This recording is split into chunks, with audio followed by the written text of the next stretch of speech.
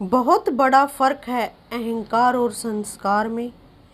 अहंकार में हम दूसरों को झुकाकर खुश होते हैं और संस्कार में हम स्वयं झुककर खुश होते हैं।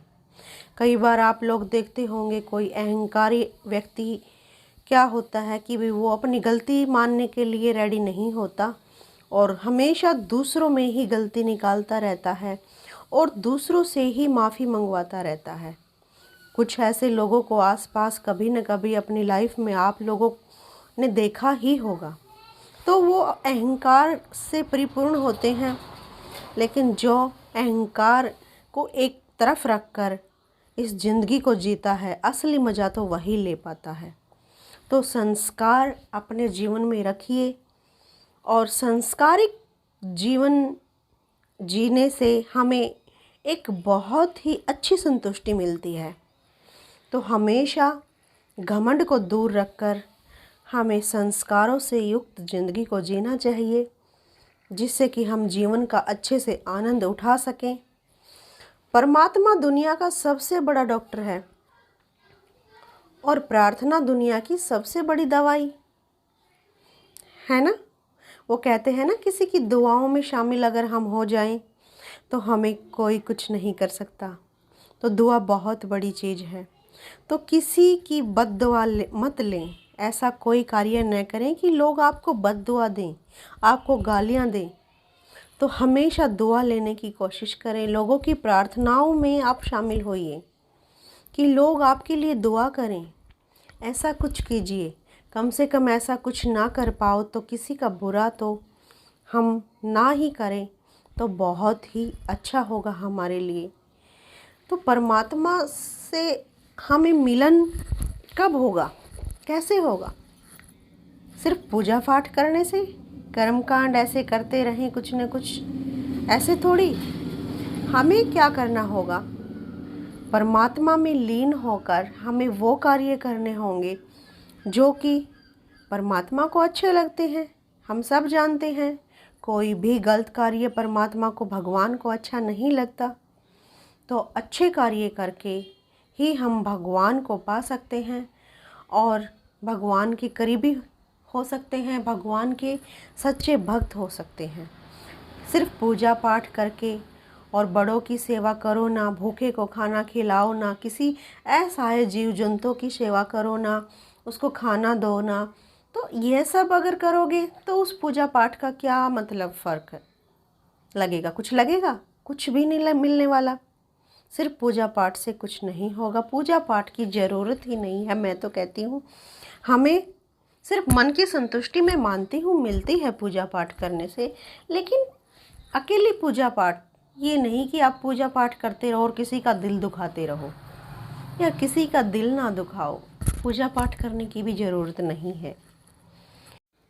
जो रिश्ता आपका स्वाभिमान छीन ले वो रिश्ता रिश्ता नहीं, घुटन है। जिस प्यार में सम्मान न हो वो प्यार नहीं, चुभन है। तो इस प्रकार के खोखले रिश्तों से हमें बाहर आ जाना चाहिए।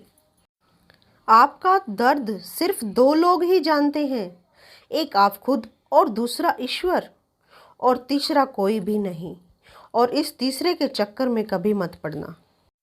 जो लोग खुद के दम पर चलते हैं एक दिन वही दुनिया बदलते हैं। तलवारों के जख्म तो फिर भी मिट जाते हैं, लेकिन बातों के जख्म हमेशा याद रहते हैं। अंदर का दर्द इंसान को पूरी तरह से बदल देता है। ना किस्सों में है ना किस्तों में है, जिंदगी की खूबसूरती चंद सच्चे रिश्तों में है। तो कहते हैं ना, सच्चा रिश्ता तो एक ही काफ़ी होता है। किसी का बुरा करके खुश मत होना, क्योंकि ऊपर वाला जब हिसाब करता है ना तो वो संभलने तो क्या, रोने लायक भी नहीं छोड़ता। सच भी कभी कभी बेबस सा नज़र आता है। जहाँ चार झूठे इकट्ठे हो जाएं, वहाँ सच्चा भी हार जाता है। ज़रूरी नहीं कि सारे सबक किताबों में ही मिले, ज़रूरी नहीं कि सारे सबक किताबों में ही मिले। कुछ सबक ज़िंदगी और रिश्ते भी सिखा देते हैं।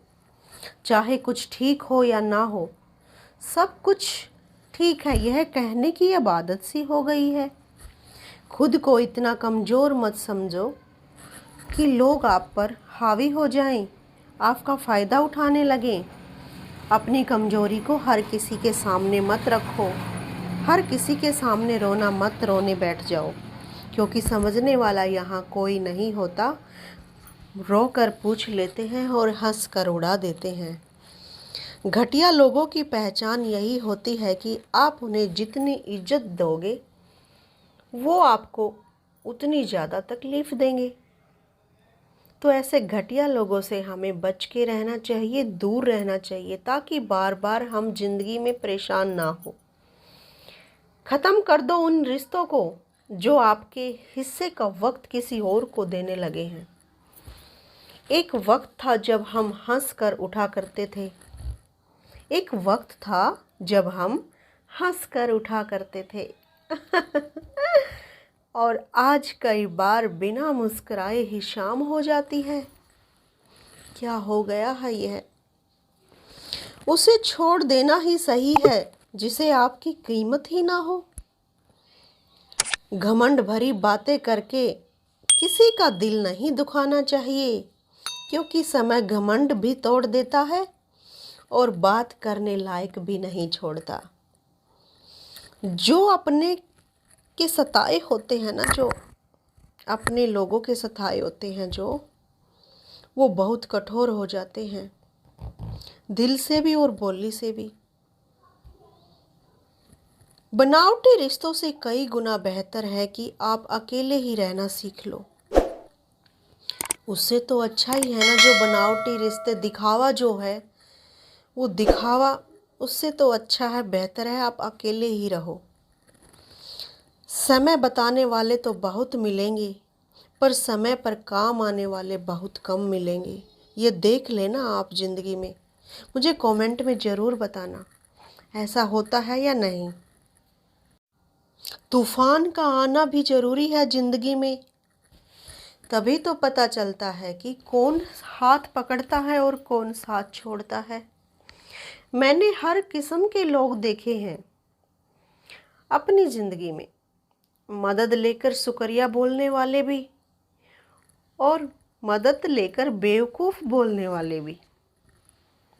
अब फैसला आपके हाथ में है, आप किन लोगों की तरफ ज़िंदगी में जाओगे।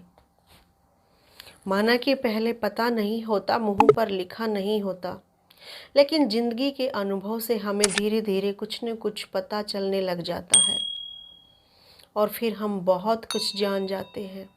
और जानबूझकर भी अगर हम अपनी इंसल्ट करवाएं, यह सही बात नहीं है। आत्मसम्मान भी कोई चीज़ होती है ना।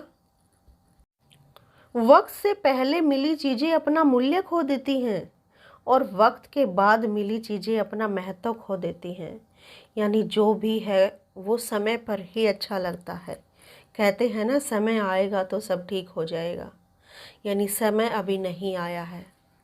तो जो भी है तो वो समय पर ही हमें सही लगता है, उसका महत्व समय पर ही होता है। जब वो समय निकल ही जाए तो उसका कोई महत्व ही नहीं रहता। और समय से पहले अगर हमें मिल जाए तो उसकी हम वैल्यू नहीं कर पाते। ठीक है ना, ऐसा होता है ना। दिखते तो यहाँ सभी इंसान ही हैं, बस फ़र्क इतना है कि कुछ जख्म देते हैं और कुछ जख्मों को भरते हैं। जब आप बोलते कम और सुनते ज़्यादा हो तब आप लोगों को ज़्यादा पसंद आते हो, ज़्यादा पसंद आने लगते हो ना। सुनते जाओ बस लोगों की, बोलो ना, कुछ कहो ना। अरे कुछ कहना भी तो पड़ता है ना। लेकिन नहीं, जब आप बोलते कम हो और सुनते ज़्यादा हो तो लोगों को आप ज़्यादा पसंद आने लगते हो। मेरे कहने का मतलब ये है समय पर हमें बोलना भी चाहिए और अपनी बात रखनी भी चाहिए।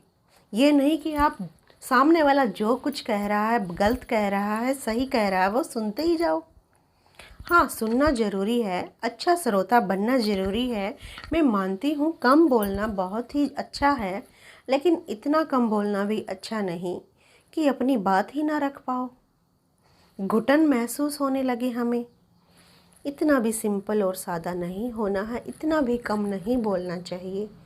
अपनी बात को रखने का हमें इतना अपने आप को रेडी रखना चाहिए कि हम समय आने पर अपनी बात को रख सकें और समझा सकें। बिल्कुल चुप रहने वालों में से नहीं होना है हमें, समय आने पर बोलना है। बेवजह भी नहीं हमें बकबक करनी है। ज़िंदगी में पछताना छोड़ो, बल्कि कुछ ऐसा करो कि आपको छोड़ने वाले पछताएं। हैं? पछताना छोड़ दो और कुछ ऐसा करो, कैसा, कि आपको छोड़ने वाले पछताएं। करोगे ना?